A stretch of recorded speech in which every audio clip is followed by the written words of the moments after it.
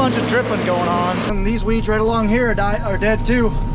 Cruising right now though, going 14. Beautiful spraying weather right now. The wind died down. It's perfect out. Come on!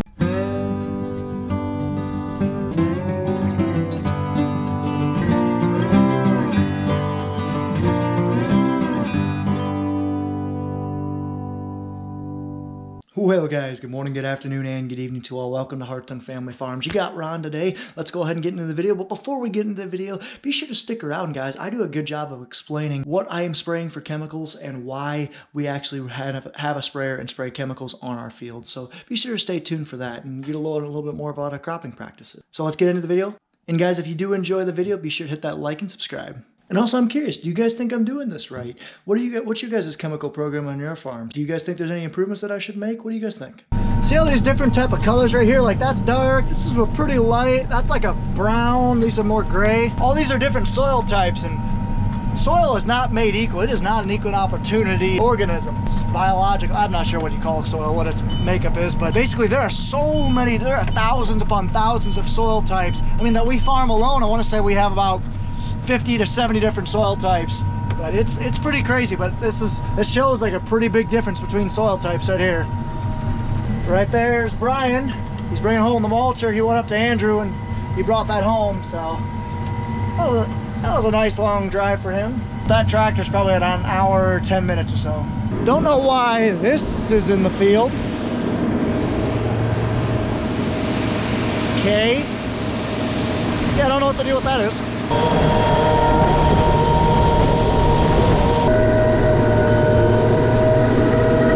Brian is out fixing the lights on the feeder wagon. I'm gonna start loading up again. Go get another one. Alrighty guys, so I am going to try a different format right now.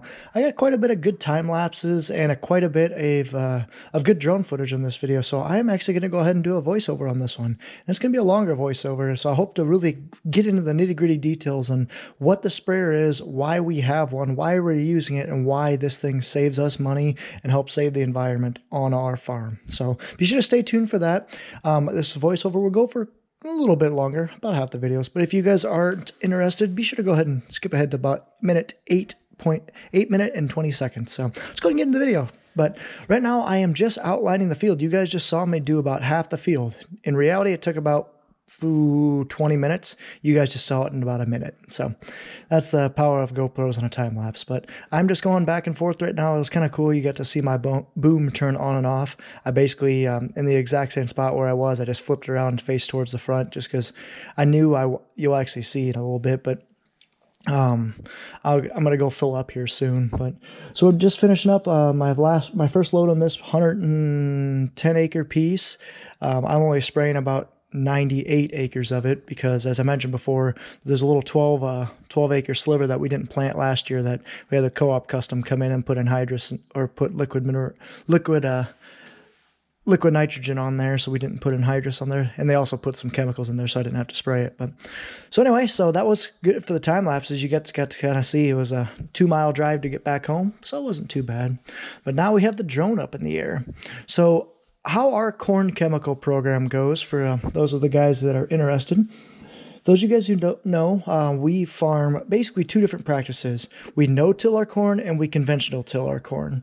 What the difference between those are is conventional tillage includes 2 tillage passes. A primary tillage, which breaks down the initial residue, just buries it, flips it, tries to mix it in, and then you want to do that as early as possible after harvest. So what that does is basically it gives the stalks time to break down, incorporate in, and really just try and break down and get back with the soil. And then you come back with the secondary tillage, which was the chisel or the soil finisher and the cat challenger. You can kind of see, look at my individual nozzle control.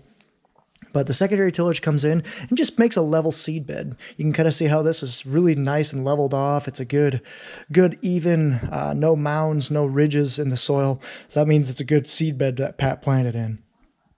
So that was conventional tillage, and obviously, like I said, no-till has no tillage. So in those two different practices, we have two different planting kind of settings that we run with, and two different chemical programs. So obviously, one for conventional and one for no-till. And there's pros and cons to each one. Ideally, we would like to have as much in no tillage or minimal tillage as possible. You can kind of see I just about hit the sprayer there. And again, so I was like, get out of the way. But so with our no-till ground, no tillage, it really breaks up the ground, really makes it nice and loose. I'll start with conventional tillage. So conventional tillage breaks up the ground, makes it nice and loose. The pros of it is it makes a nice, perfect seed bed. Most times you're able to get in the ground quicker because when you work the ground and open it up, it allows moisture to get in there and circulate through, work its way through quicker. It allows sunshine to get in there and warm the dirt up more. So it warms everything up more as opposed to no-till. So if you conventionally till, you can usually get in about a day or so faster. And that's coming out of winter. It's, in my opinion, I found the exact opposite when you're in the middle of a season. Look at this individual nozzle control. Oh, I love it. You'll really get to see it here soon. But I'll touch on that a little bit later. But look at this. They're all going to turn on individually when it crosses the boundaries. So like I said, with the conventional till, there are some pluses to it. And like I said, it creates a nice seed bed. But there are some negatives to it. You're obviously, when you work the soil, it does dry it out more, which is a positive and a negative at times. Some people say that it lowers your soil health. It could. I guess I'm not sure on that. I haven't done enough research into that, but there's studies out there that say it does. But we still find that we grow 300 bushel corn at times. So, I mean, we're still doing all right. Can we always improve? Of course. And that's what we're hoping to learn and do some more trials like we have been doing. Anyways, and some other cons is wear and tear on the tractors and the equipment. It's more equipment you got to own, and fuel. But we justify having the conventional tillage equipment around because we have so much manure that we have to haul out every single year. And we find if you incorporate manure by a chisel, basically just mixing the dirt up and down, you really see the individual nozzle control there. But when you mix the manure in, it gets into the soil much quicker, and we actually find it increases our yield if we run a chisel over, as opposed to just spreading the manure and leaving it up on top, not working it in. So that's the big reason why we have our conventional tillage around. But we essentially like to have our crop rotation goes like this. We have a third corn, or a third beans, and then 2/3 corn. And of those 2/3 of corn, half of that is no-till, half of that is conventional till, is what we end up having to be. Conventional till usually takes over just a little bit more, just because, if we have bean stubble ground, we always have that we get manure on it. We usually have to work that in. But typically, going into beans is no-till. So anything that is planted on beans, a majority of it, I should say, is no-till. Coming out of beans, we like to have no-till. So that's a different setup on the planter and a different chemical program. But corn on corn, we like to work the ground in, because corn has a lot of residue. And look at this individual nozzle control. That saves us a ton of money, easily 2% on our input cost right there. So, and I'll touch on that a little bit more, and you can kind of see we also have a different chemical program. So like for this conventionally tilled field, I'm only spraying Metatrone and a generic dual enlist, which is just a broadleaf control. Where on our no-till ground, because it hasn't been worked, the grasses are starting to come up, I stick in Roundup and a sulfactant. So that's why, like I said, we do have different chemical programs. And I see my drone footage is winding down. Let me know if you guys have any questions or comments down below. And if you guys have any other questions, or if you want me to talk some more about this topic, I would love to talk more about it. All right, got done. Hope you guys enjoyed that drone footage, but I got done with that field there. You guys saw right as I was finishing up, so now I'm doing this small field, 7 acres or so. Everything seems to run fine, going right on the timber, trying not to destroy anything, which is always good. So this little corner right here, I had to fold up to 60 feet to get in here because it's really tiny. You might be wondering how Pat plants it. Well, what he does is he actually just drives into the timber there, just plants 24 rows right there. All the things we do to get a 1/4 acre. I see a bunch of dripping going on, so I'm wondering what's going on here. Yeah, there's something goofy there. Might have to take that apart and see what it does. Gotta go turn off the pump though. I'm guessing this poppet is stuck. I don't know what the deal is, but it was literally just streaming out of there, so I'll set you guys on there and see what you see.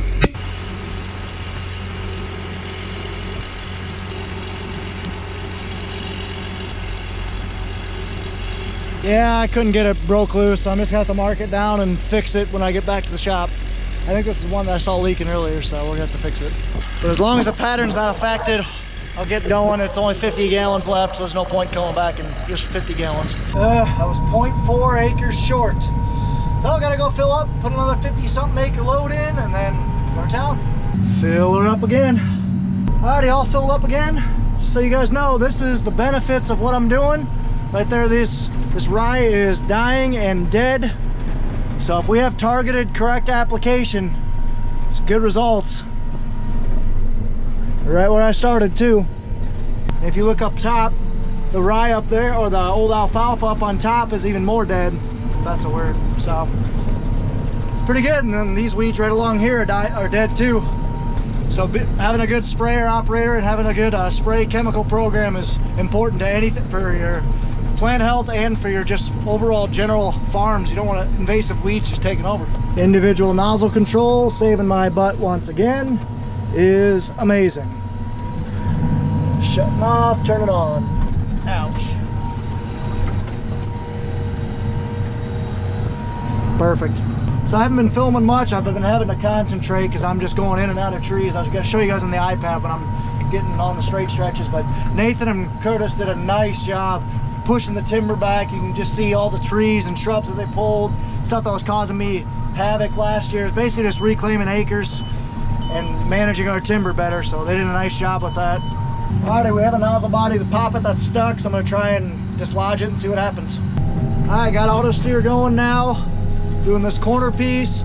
So in here we just got trees in low-lying areas, trees and grasses, so we just got to farm in between them. That's why this field is called north of trees, that one's between trees, and that one's south of trees. We got a lot of trees.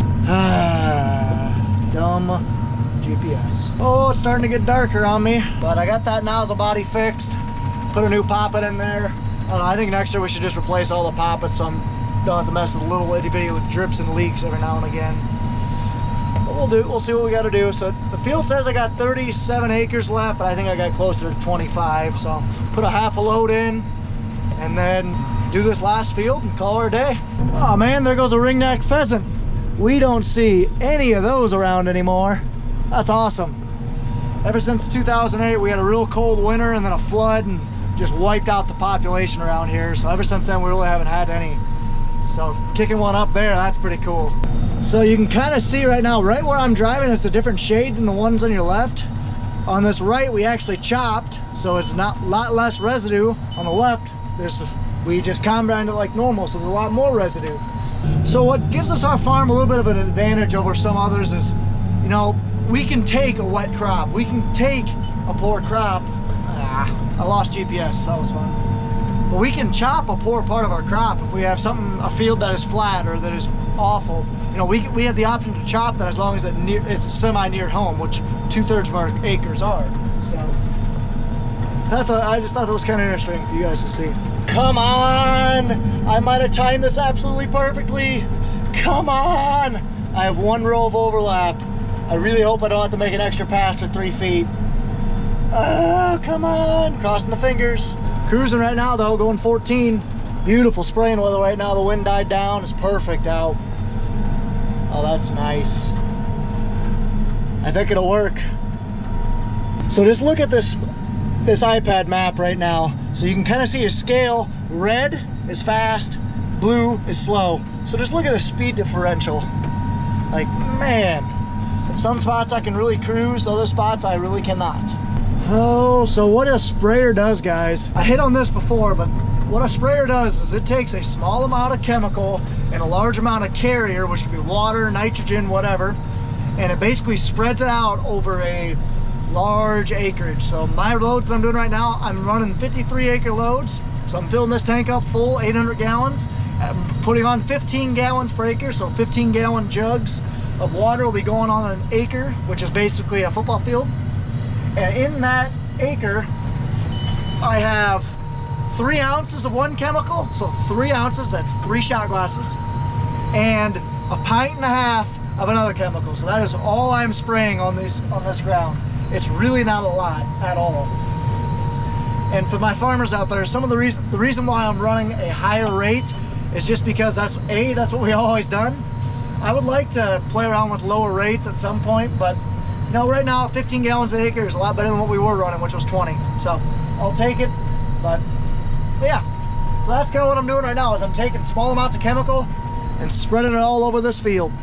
Sweet. Alrighty, all done for the day. So what I'm gonna do is I'm gonna bring this thing over to the shop. I'm gonna unfold it. I'm gonna give it a good rinse off because it needs it. And then I'm going to go up, get something to eat, and call it a day. All right, time for a quick rinse. All right, sprayer's gonna be washed up. Sprayer's gonna be topped off.